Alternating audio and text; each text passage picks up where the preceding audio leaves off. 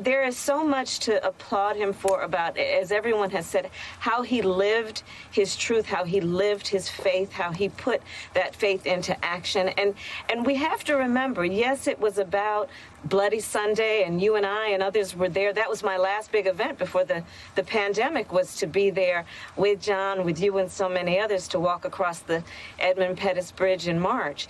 But let's also remember that John Lewis was the first person to testify in the Senate hearings to get rid of DOMA and to talk about the connection between Loving versus Virginia and the LGBTQ movement for same-sex marriage, and he would talk about love is love. John Lewis was front and center in the fight for immigrant rights, where he talked about how immigrant rights are about civil rights.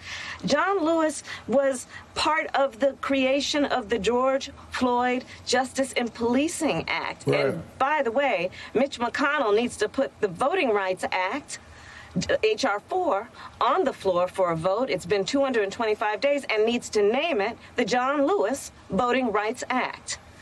You're calling on Mr. McConnell, the majority leader of the Senate, to name the bill after John Lewis and to put the bill on the floor, and don't just give empty words, but do some John Lewis action.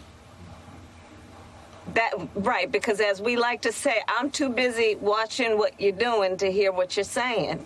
So if he wants to make clear his honor for the life, the legacy, the sacrifice, the heroism of John Lewis, put that on the floor for a vote, and let's name it the John Lewis Voting Rights Act of 2020.